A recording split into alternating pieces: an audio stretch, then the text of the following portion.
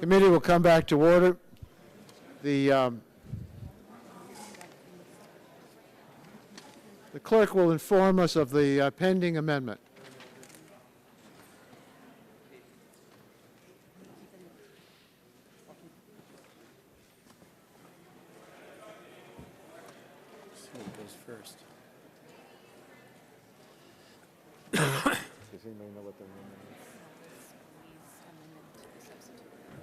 It's the Scalise amendment. When the committee recessed, pending was the amendment offered by Mr. Scalise to Title II. Who wishes to be recognized? Mr. Welch. Thank you, Mr. Chairman. A couple of things. First, Mr. Scalise, I think, made some good points about enforcement, and Mr. Matheson has addressed that with an amendment that we'll have an opportunity to vote on.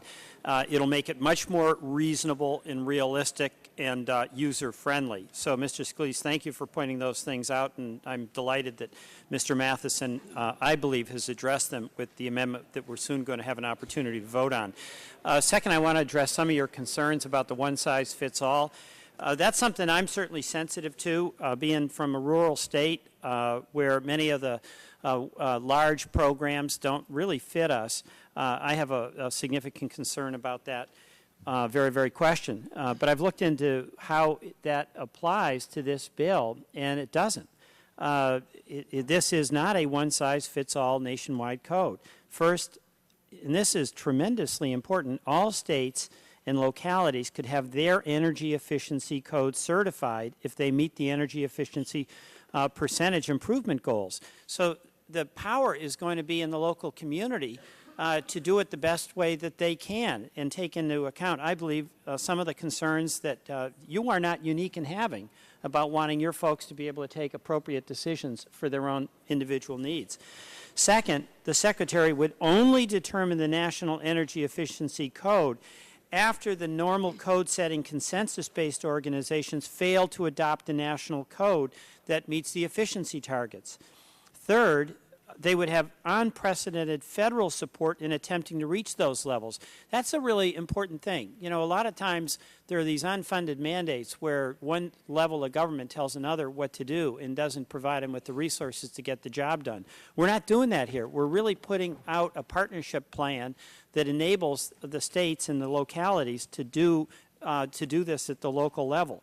Fourth, if both the states and the code organizations in fact fail, then the Secretary at that point has the power to determine the code, but he's instructed to base his code on the consensus codes that in fact have been proposed and previously adopted. And in fact, I'm going to hold up here the International Energy Conservation Code, and this is the 2009 version. And almost all of the states and federal government in fact use this code now as a baseline. And it is not a one-size-fits-all. It provides for six different climate zones in which different variations of the energy efficiency code would apply. It has 11 pages that detail every county. That's not every state. That's every county in the United States and indicate which of these microclimate efficiency codes should be applied to that county. So far from being a one-size-fits-all, this is a one-idea-fits-all. And that's the question for us. Do we believe in the idea of efficiency? And if we do, then we'll give flexibility on implementation as long as one part of the country that's doing it their way is meeting the standards that achieve the one idea fits all, that we're going to save money, build jobs, and clean the environment, starting with efficiency. I yield back the balance of my time. The gentleman yields back the balance of his time. Is there further debate? Ms. Myrick. Yes, I have a question, Mr. Chairman, thank you, of counsel or whoever can answer it, regarding the Energy Star rating on windows.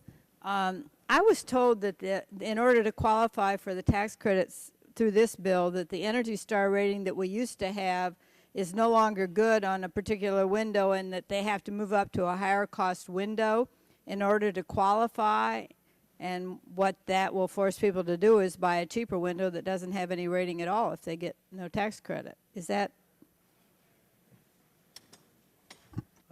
Mrs. Myrick, first, there is nothing in this bill on tax credits because, of course, that's not in our jurisdiction. There is nothing in this provision that deals directly with windows. Windows would be one of the parts of a building Right. shell that would Right. be subject to code provisions. So if a But this energy doesn't- efficiency code required a certain level of window, that would have to meet code. In many cases, one can improve windows and do something else less in order to meet the overall code target. But there's nothing in this bill that goes to the question at all, or nothing in this section that goes to the question at all of Energy Star windows one way or the other. Okay, thank you. The gentlelady yields back the balance of her time. I'd like to recognize a Yes, I'm representative sorry. from Tennessee. Thank you, Speak on Mr. this Chairman. amendment. I appreciate that. I move to strike the last word. I do have a question of counsel. I'm going through the bill, page 233. If you want to look starting at line 7, where it talks about non-compliance, and it shows that through this, I want to be sure I'm understanding this right, because I think this is something we will hear from our state and local governments on. So I've kind of got a two-part question for you. And then I want to yield to the author of his amendment to address his striking of this section. But the way I'm reading this is that if a state is out of compliance in their building codes, in other words, if they have not accepted the federal mandate and have put that in place in their building codes, then year one they're out of compliance. They lose 25% of the funds that would come under this American Clean Energy and Security Act of '09, which would be cap and trade. Then year two, it's 50%. Year three, it's 75%. And then fourth year and all subsequent years for which the state is out of compliance, 100% is gone. So I would like for you to address that. And then secondly, what happens if a local government is in compliance, but the state government is not in compliance? What if a local government has said, we accept these building codes, we have changed to meet the federal standard, but then the state does not? And I yield to you for the response. Okay, thank you. Taking the second part of your question first, because that's right in front of me, at the top of page 233, there is a local compliance section that says, in any state that is out of compliance with this section, as provided in subparagraph A, a local government may be in compliance with this section by meeting all certification requirements applicable to the state. Yes, what happens to that local government's funding?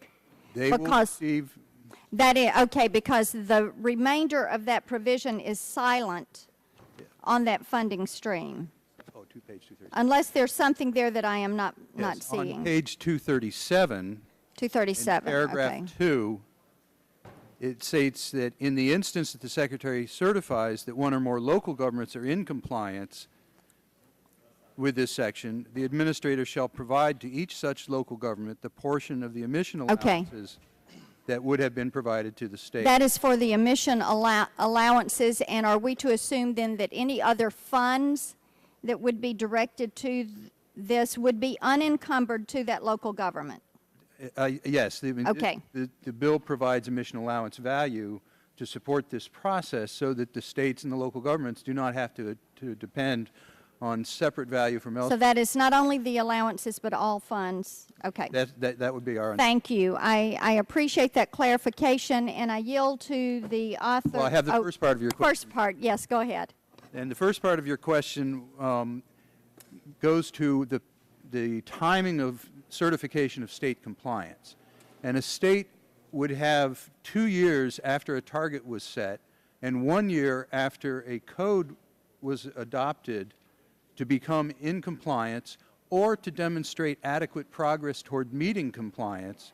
And that is up to a 7-year period to receive the support even while out of compliance, if they're making adequate progress toward compliance. And it would only be after the expiration of a full period that the reduction of emission allowance value to that state would begin. So it's a very long period to be in compliance. Okay, so in total then, for our local governments and our state governments, you are saying you would give them a 7-year window to meet this compliance? That is correct. Okay, just thank you for the clarification, and I yield to the gentleman from Louisiana the remainder of my time. I thank the gentlelady from Tennessee, and in the limited time I've got, I will say there is one more off-ramp, if you want to call it that, for states. It's on page 228. It said, for the purposes of meeting the target described in subsection here, a state that adopts the code represented in California's title shall be considered to have met the requirement. So the only state mentioned in here is California, so you basically, if you follow California's code, now we don't have earthquakes in Louisiana, I'm sorry that they do, but our problems and challenges aren't the same as theirs. But if you go to the Matheson Amendment, I just went to the desk and got it, it still says in his amendment, the Secretary shall determine and adopt by rule what shall constitute violations and the penalties that shall apply. So you still have a global warming Gestapo. They just take some of the language out so that people can't tell what it's really doing. So I think it actually decreases some of the disclosure that's in this bill. But the bottom line is this bill gives the Secretary to civilly fine citizens who are in their house, the senior citizen who in the Midwest had a tornado destroy her house and wants to rebuild it. If she doesn't rebuild it according to this federal code, she's now going to be considered, according to their own language, an unlawful occupant of her own home. Now, they just won't use that terminology anymore, but they'll still give them the ability under that amendment to go and fine them. So the ability is there. We need to take this section out. Time has expired. I'd like to ask the question of the gentleman. What you said global warming Gestapo. What does that mean? It basically is the powers that are vested in the Secretary under Section 201 of this cap and trade energy tax to go in to someone's house, number one, to go in and then charge them. The government would be So able if to anybody do an does something you don't inspection, like, you charge call them for it, Gestapo? But then if they're in violation, they would be able, the terminology you used in your own bill, Mr. Chairman, is What do you think unlawful of the occupancy.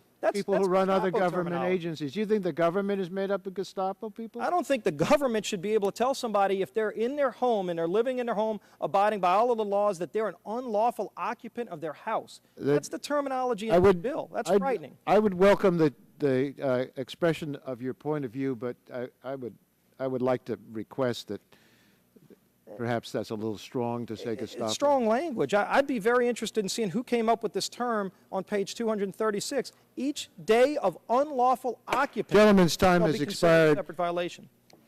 Who else wishes to speak on the Scalise amendment? Yes, gentleman from Illinois. Thank you, Mr. Chairman. I do want to raise support of my colleague from Louisiana and just highlight a couple of the issues that he has raised. We did have this debate on energy and energy efficiencies over the years, and one of the concerns was, where is the arbitrary line of where you delineate regional boundaries? Again, in the issue of heating and cooling, heat pumps versus natural gas furnaces versus all electric, who is best to decide? And I think, again, the problem that many of us have on this side is the centralized authority, big government. Washington dictates how best we are to live. And the overall problem that I continue to have had, and this is the full committee mark, and for my colleagues who are on other committees and don't serve on the Energy and Air Quality Subcommittee, these are things that I've said before. I mean, this isn't new, in essence, rhetoric for me. But what we are doing with this bill is having the federal government tell individual homeowners what type of house they live in. We are going to dictate what kind of cars we drive. We are going to dictate what kind of fuels we use. We're going to dictate eventually how far away we live from the urban center. Centralization run amok. Why not allow, as my colleague from Louisiana has stated, the states, under the concept of federalism, to set building codes? why not allow states, under the concept of federalism, to establish building codes? Why usurp states' rights and intervene in the management of what state lawmakers do based upon the specific regions of the country that they represent?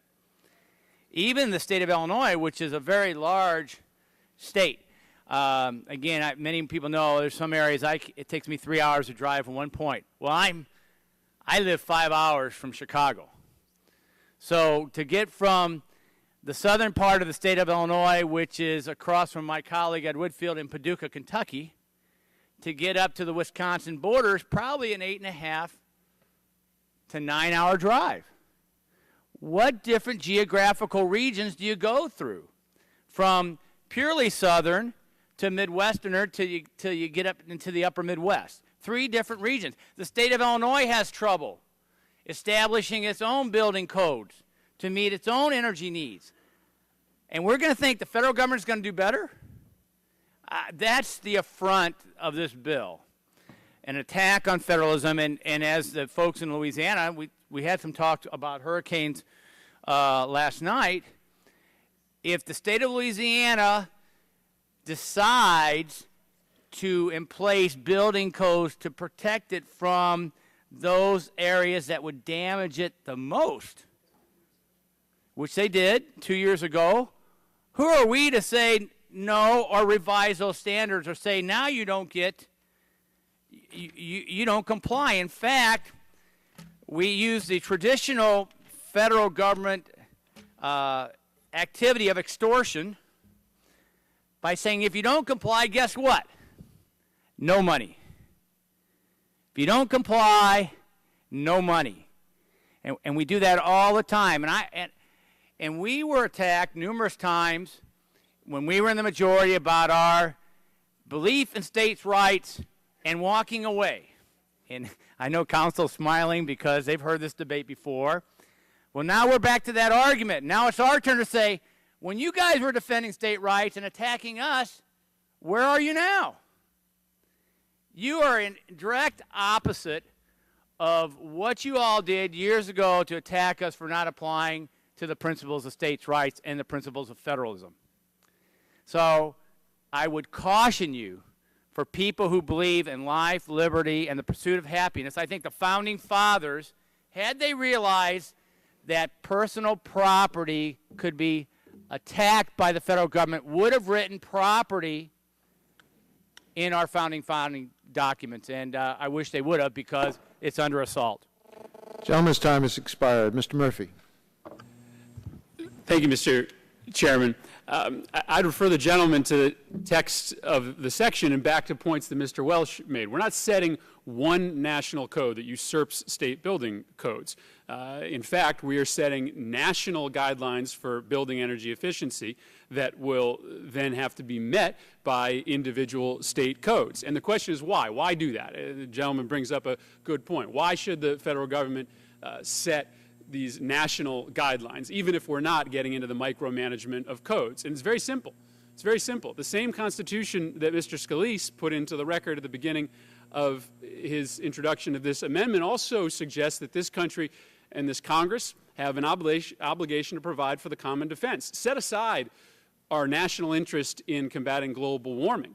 Every single dollar that we send in energy costs to Iran, to Russia, to the Middle East compromises this country's national security. We have absolute national interests from an environmental and a national security side in saying to states, do this yourself, set the parameters so that it makes sense for your own state. I don't want Connecticut's code to be like Louisiana's. I know it has to be different. But we have a constitutional obligation to provide for the security of this country. And whether we like it or not, the amount of energy that we continue to consume and the amount of money that we send overseas is interrelated to the defense and the security of this nation. So I understand the gentleman's caution that we shouldn't get into the business of telling every single state what to do. But we absolutely have a national interest in how much energy these buildings suck up, and I think it's the underlying reason why you see it in this amendment. And I yield back the balance of my time. Gentleman yields back the balance of his time. Are we ready for the question? Mr. Chairman, Who wishes? may I just want 2 minutes? Gentleman's recognized.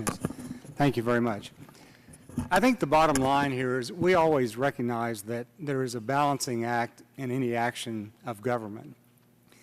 The fact is, the people most affected by this piece of legislation, the National Home Builders Association, the Realtors Association, are all very much opposed to this provision of the bill. I think Mr. Scalise's amendment should be supported. It's easy for us to sit up here and talk in macro terms, but when you're down there building these houses, building commercial buildings, trying to get the permits, trying to meet the requirements of this new federal guideline, and there are penalties involved in not meeting these guidelines, particularly each day of unlawful occupancy, and that means a building that does not meet the code shall be considered a separate violation.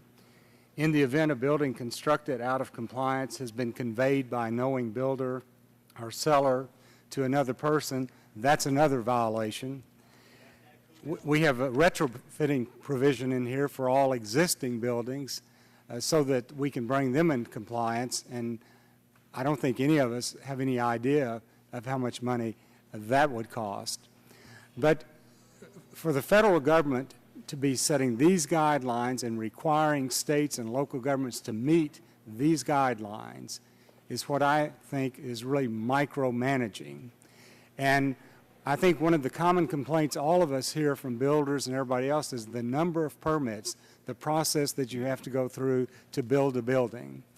And this is going to make it even more cumbersome, more difficult to deal with, more expensive, and I would urge support of the amendment of Mr. Scalise.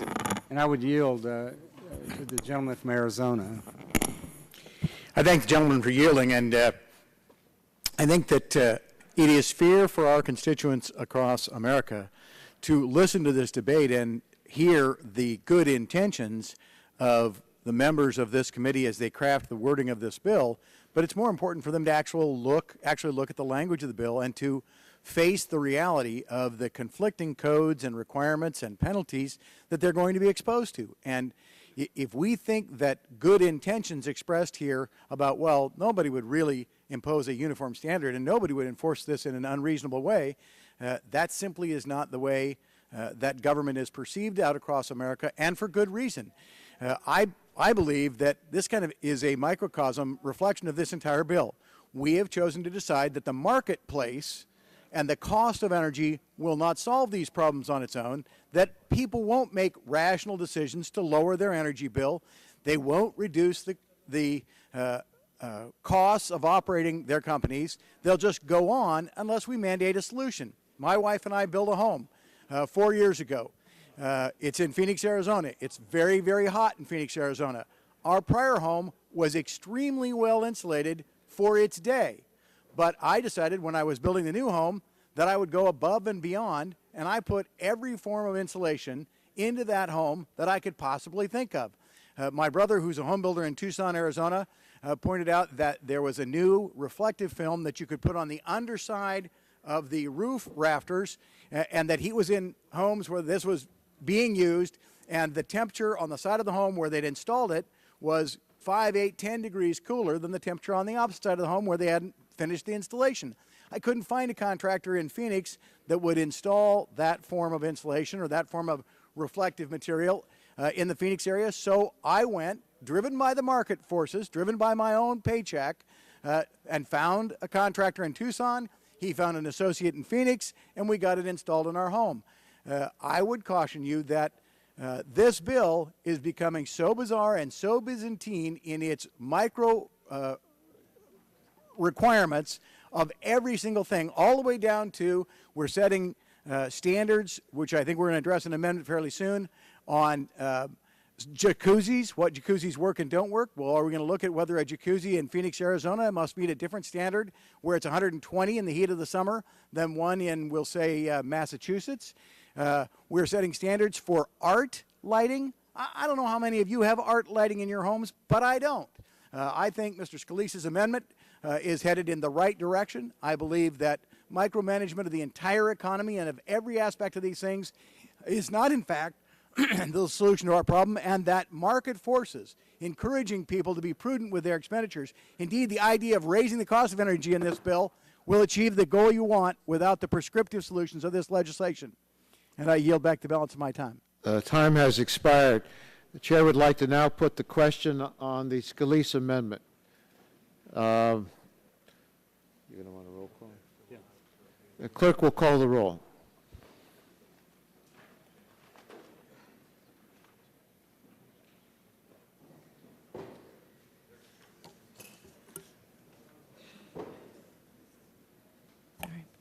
Mr. Waxman. No. Mr. Waxman votes no. Mr. Dingle. Mr. Dingle votes no. Mr. Markey. Mr. Boucher. Mr. Pallone. Mr. Gordon. Mr. Rush. Ms. Eshoo. Ms. Eshoo votes no. Mr. Stupak. Mr. Stupak votes no. Mr. Engel. Mr. Green. Ms. Daggett. Ms. Daggett votes no. Mrs. Capps. Mrs. Capps votes no. Mr. Doyle. Mr. Doyle votes no.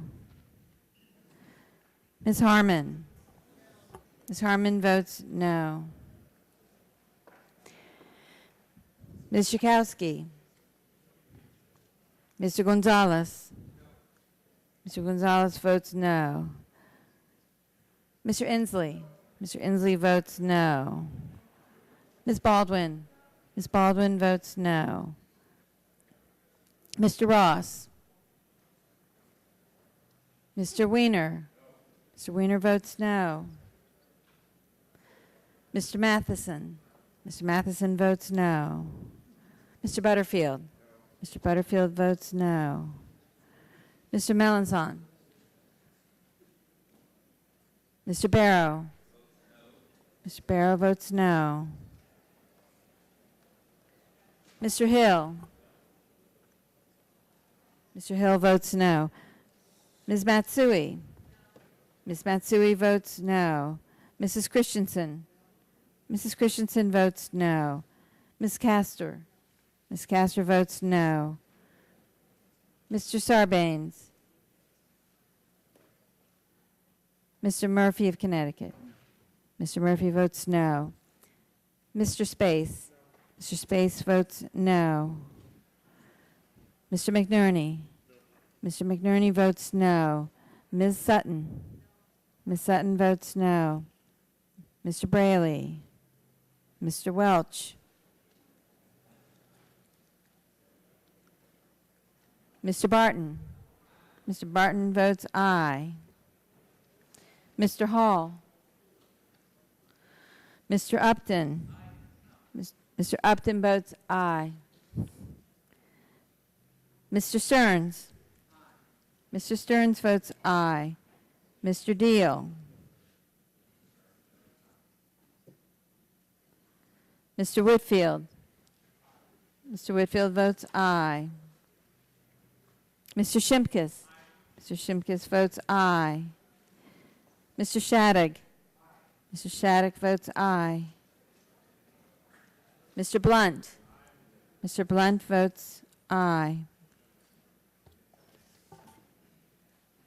Mr. Boyer.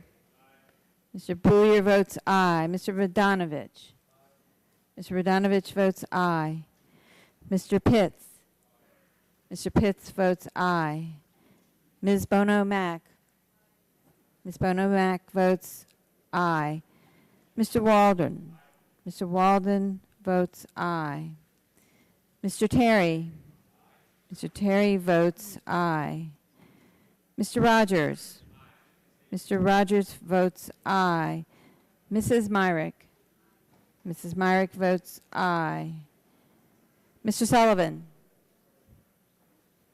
Mr. Murphy of Pennsylvania? Mr. Burgess? Mr. Burgess votes aye. Ms. Blackburn? Ms. Blackburn votes aye. Mr. Gingrey? Mr. Gingrey votes aye. Mr. Scalise? Mr. Scalise votes aye.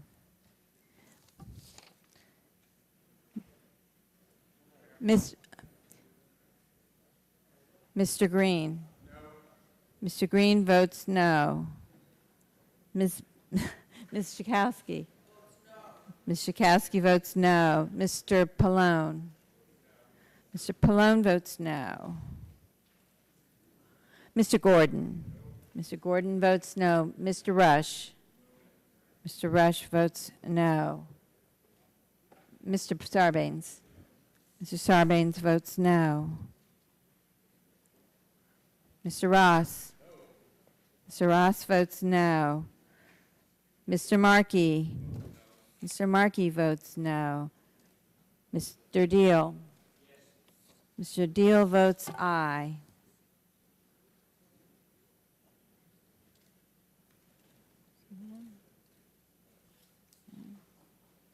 Have all members been recorded?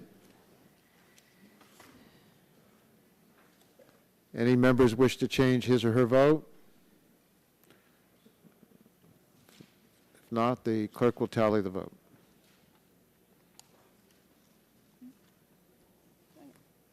Mr. Chairman, on that vote, the yeas were 20 and the nays were 31. 20 ayes, 31 noes. The amendment's not agreed to.